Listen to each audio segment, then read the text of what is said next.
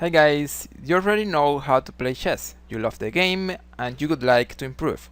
What are the things a beginner player should do to make a consistent progress in chess?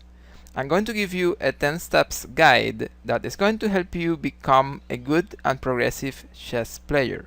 But first, we need to say that in chess there is no magic. It takes time, it takes work, but mainly it takes passion and obsession. That's one of the keys. If you're passionate and obsessed about chess, you will improve very quickly. So let's get into it. These are 10 steps to become a good chess player. Number 1 is understand rules of the game.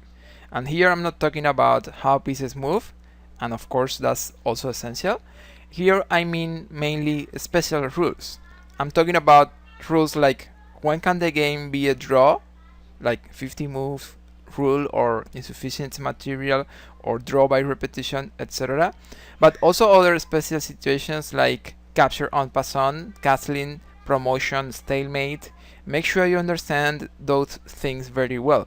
This is a tournament example. In 2008, the Super GM Bashir Lagrave was black in this position. Here he's gonna receive checkmate in 2 moves. His king is in check, and when he moves the king, white can play rook a8 and rook takes rook, and that's checkmate. However, when white played bishop c5, they had been 50 moves without trading pieces or moving pawns. This means that black can claim a draw, and that's what happened in the game, and Lagrave got a draw because of that rule. Step number 2, use the 20-40-40 rule.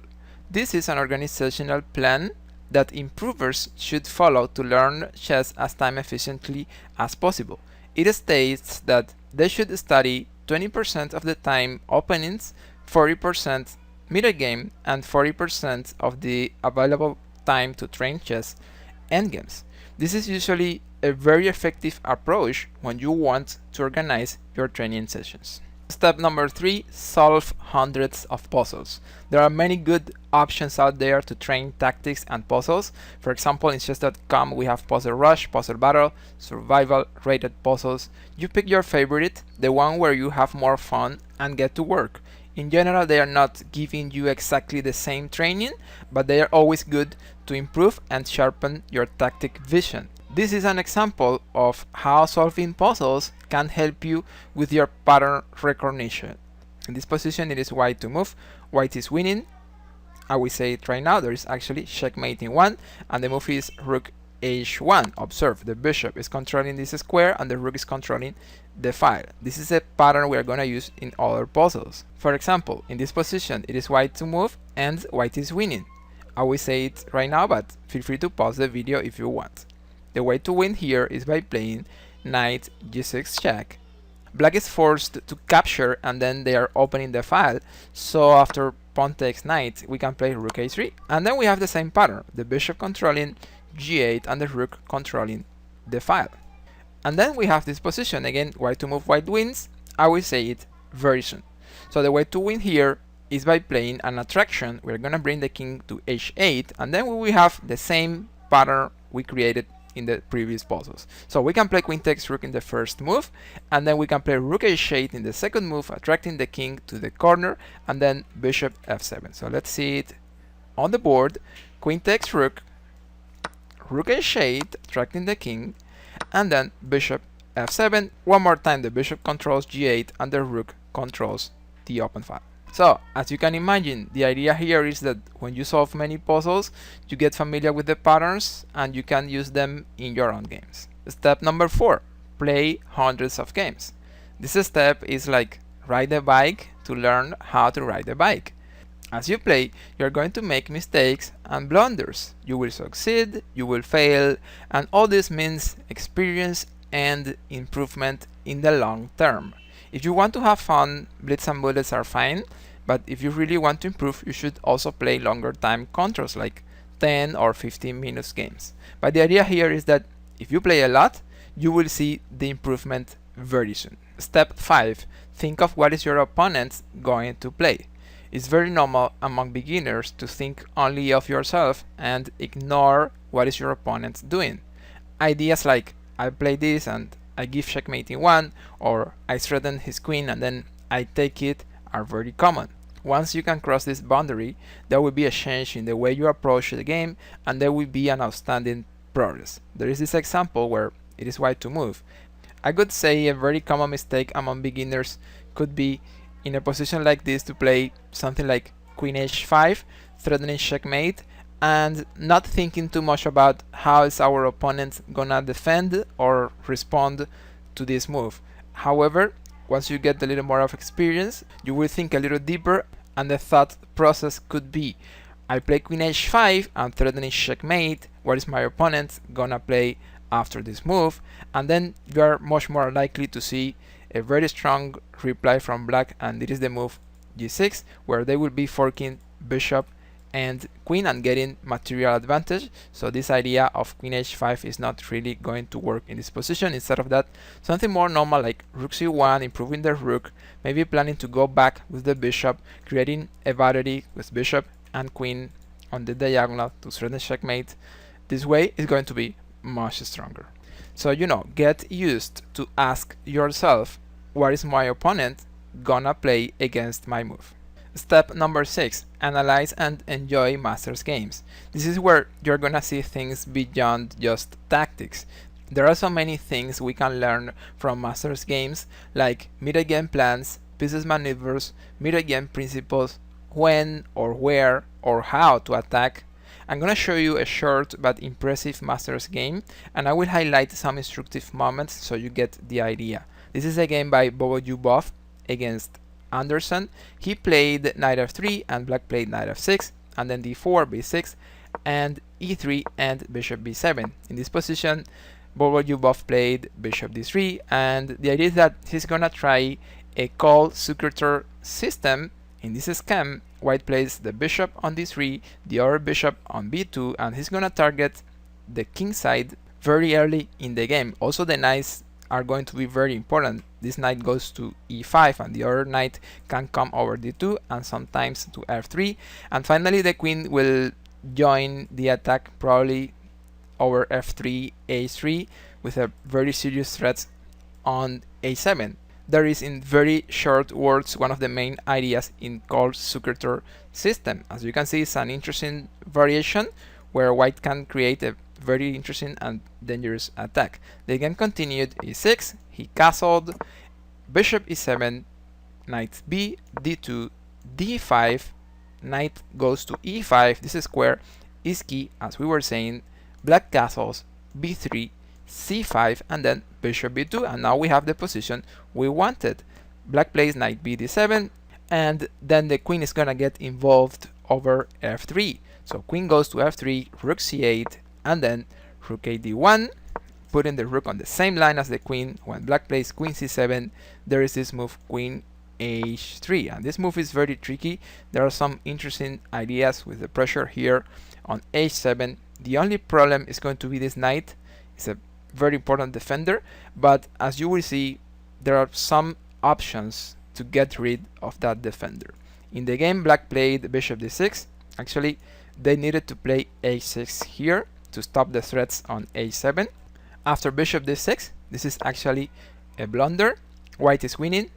I will say it right now, but if you want, feel free to pause the video and try to find the tactic variation. But what you both played in this position, knight takes d7. This move is very strong. Black cannot recapture with the knight because, as we were saying, the knight is the defender of a7. So the only move is going to be queen takes knight, and everything seems to be very well for black here. However, remember we said that in this system the two bishops are going to be very powerful. So in the next move we can play d takes e5, opening the bishop at the right moment, and then we will be able to remove the defender so we can actually mate on a7. So d takes e5 is going to be winning, and after b takes e5 we remove the defender and then checkmate on a7. Actually, in the game, after knight takes d7, black just resigned. Step number 7. Analyze the games you play, especially the ones with longer time controls. All you need to improve is in your own games. So pay special attention to where most of your mistakes are, whether in the opening, middle game, or end game, or maybe, for example, under time pressure. but also focus on the kind of mistakes you're making. You could be missing tactics, or violating principles, or just making too many blunders. This information is key. By analyzing your games, you can spot your weaknesses so you know which area of the game you need to reinforce. Step 8. Understand that losing is actually winning. World champion number 3, Capablanca, said, "You will have to lose hundreds of games before becoming a good player. In every game that you lose, there are things you can improve, so if you make sure you learn something from every lost game, you are going to improve extremely fast." These are 3 examples from games I've played recently. The mistakes I will highlight are very important because they happened early in the game, in opening variations that I play very often, so these positions or similar ones are very likely to happen again in my own games. In this position I was playing as white, and I played here knight takes e4, which is making a lot of sense because the bishop is usually a good piece in these positions. However, this move is going to be a big mistake. After knight takes knight, black will be targeting 2 important threats. First of all, the knight hanging on the edge of the board, and secondly, the king is going to be very open over this diagonal, so the queen is going over there and connected to the knight on e4 is going to create some problems. So I played here knight takes bishop, and after knight takes knight I had to come back with my knight, and my opponent played here queen a5. I had to block with the knight on d2, and then this move b6 is going to be really annoying. The problem is that when I captured, because I was losing that pawn, black can just play bishop b4, and then I'm totally lost here. Actually, taking the pawn is another big problem. Now I'm going to lose the knight. So the main idea is that in a position like this, when I'm going to capture the bishop, I must be careful with this diagonal, because the knight is a good blocker in these positions, and especially when the bishop is still undeveloped, the king could be in a real danger. I was black here, and I took the bishop on d2 one more time. I thought the bishop was a good piece, and that it made sense to trade the knight for the bishop. However, when we analyze the position, we can see that the bishop is not so great. It's actually the worst white bishop because there are pawns blocked in dark squares. Also, when we capture that bishop, white is going to develop one piece. And finally, we are not trading any knight, we are trading a good piece, a knight placed in the center of the board. So this move is actually an important and instructive mistake in this game. White got a very good advantage after I traded that bishop. The best move for black here is actually just continue your development, like knight d7. And finally, in this one I was playing as black, and I played the move b5. I thought forcing the knight to go back could be interesting and could be fine, so that's the move I played. However, there is a problem. White is playing here bishop f4, and then both bishop and knight will be controlling d6. That is going to be a very interesting weakness in my position. So I played b5 here, and white played bishop f4. After queen d8, knight d6, I had to trade on d6, and now this position is very good. I lost the dark square's bishop, I cannot castle for some time, and white is much better. So for next games I must be careful with the square d6 and the threats bishop f4. Very typical in these Scandinavian positions, and the best move we need to say was knight b6, and after bishop f4 we are fine. We can play, for example, queen d8, and we are controlling d6 very well, and this position is totally equal here. Step 9. Learn to think of candidate moves. When we are playing chess, we shouldn't just look at the board and play the first move we see. Chess is not so easy. Instead, we should think of some interesting ideas or moves, evaluate what happens in the different lines, compare final positions, and then decide which is our best choice. This is a great example. If we play the first move we see, probably we are just, I don't know, trading queens and playing that position. However, when we analyze a little more, we can see that white has a rook down here, so actually we don't need to trade pieces with material down. Also, black king is very exposed, so that's another good reason to keep queens on the board.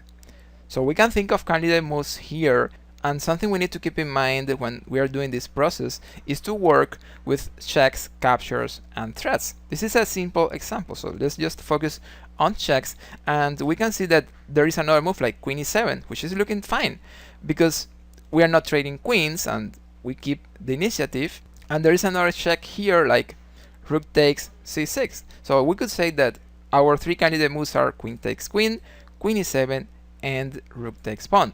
When we analyze queen e7, we can see that after king b5, we are actually in check because black king discovered the queen and they actually have the initiative after that, and we have rook down, so that doesn't look like a great position for us.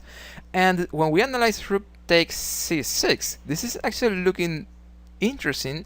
Black can just take our rook, but then don't we have something very strong? Exactly, we have checkmate in 1. After queen takes rook, we can play queen b4. So rook takes pawn, queen takes rook is the most dangerous move, but then we have checkmate in 1 with queen b4. So don't just play the first move you see, work with candidate moves, and you will see that you will be able to find much stronger ideas. And finally, step number 10. Understand chess strategy and positional play. And very intentionally, this is the last step to become a good player. Only when you're not hanging pieces in your games and you're not missing mates in 1 or 2 moves, probably is a good moment to start studying some positional chess and better understanding concepts like 2 bishops, open files, weak pawn, outpost, good bishop. This position is from a game by the strong master Yasser Seirawan. He's playing as white here. If I ask you to find the best move for white, what could you tell me? Take your time, feel free to pause the video. I will explain it very soon. So in this position, the material is equal. However, analyzing the pawn structure, we can notice that there is only one open file on the board, and white is controlling that open file right now. One of the best things about controlling open files is that you can infiltrate your pieces over some ranks. Especially the 7th rank is very interesting, but also sometimes the back rank or the 6th rank can be good in some positions. So one of the ideas here is that if we can infiltrate over c7, we could be winning this game because we are going to capture some material. Our knight that is a little out of play is going to come back to play, and there will be many threats. So the best move in this position for white is going to be queen c2. And the idea here is that we are totally controlling the open file, but more than that, we are going to play queen c7 in the next move. Black is not controlling, and black does not have a way to control c7 in this turn, so there's nothing they can do. In the next move we are playing queen c7, there will be threats on the bishop, also on the pawn. In the game, black played queen d7, and of course white just continued queen c7 here. Now there is a threat. White is taking the queen and also playing rook c7 with a fork, attacking both pieces. So black played bishop a8 to defend against that, and then knight c8 was very strong. Here white is attacking the knight, is attacking the pawn, is attacking the other pawn. I'm not going to continue with the rest of the game. Actually, white won very soon. I just wanted to show you an example of how your strategical knowledge and your positional understanding can help you win games. If you guys have any question, let me know in the comments. If you want to see the 15 most important middle game principles, check out this interesting video. I'm sure you will enjoy it and it will help you a lot. Thank you so much guys. Like, subscribe, see you on the next.